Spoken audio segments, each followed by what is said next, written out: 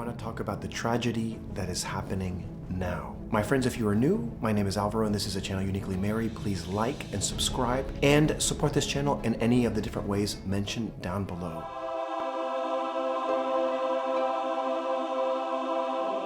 So when we look at the situation with Ukraine and Russia, why do we care so much? Why does it affect us? Why are we so scared? Well, among other things, it could be World War III, but I think there's a deeper reason than that. And I want you to hear me out. I really think that this is a metaphor for what's happening throughout the world. What's the metaphor? What does Ukraine represent? It represents the good guy, the people that love God, the people that want freedom, the small ones, the few that want to protect the goodness that they have. What does Russia represent? Everyone else, the large guy, the bully that wants to control, that doesn't care about God, that wants to take what doesn't belong to it and wants to control other people and invade. Isn't that a metaphor for what's happening throughout the world with this illness that's happening, with the medications that we're being asked to take, with everything that is beginning to happen with the so-called Great Reset? This is a metaphor for all of that.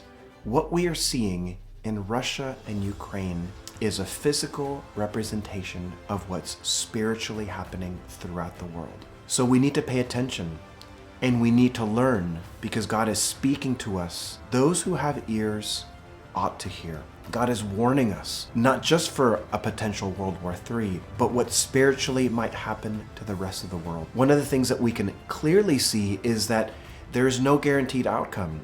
The Ukraine really might lose. Russia really might win. And there's very few people actually wanting to physically help the people of the Ukraine. We're trying to help from far away because we don't want to get hurt and in trouble, because basically we're cowards. And that's our situation now. For those of us that are the little guys that are protesting, you know what I'm talking about. Who is out there to help us? No one.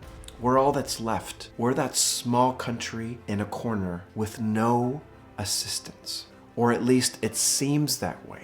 One of the things that we need to be aware of is we cannot let fear take over. We have to draw up as much courage as we can. And not just that, we need to turn to our faith. If there's one weapon that we have that they don't, if there's one weapon that the Ukraine has that Russia does not, is faith. And you see it in the news. They always show that golden cathedral, but that represents faith. And I know in the capital city there are many churches because they are a people of faith. And God has given us a sign, something that I've spoken of before. So in a previous video that I'll link right here, I talked about the holy souls as your very own army. And many of you like the idea. Some of you could care less, and some of you were outright against it. You thought it was crazy or you didn't agree. Well, I think this goes to show that I was correct. When we are backed in a corner and when the rest of the world is against us, who will come to our aid? Guess who?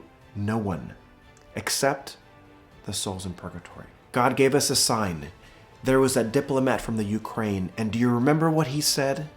Did you hear it? He said, there is no purgatory for war criminals. There's only hell. When he said that word, purgatory, it's like God touched my ears and said, did you hear that? That was my sign. Invoke the souls in purgatory. Call upon them, because the army that we are facing, represented by Russia, is way more advanced, way stronger, and has better weaponry than what we have.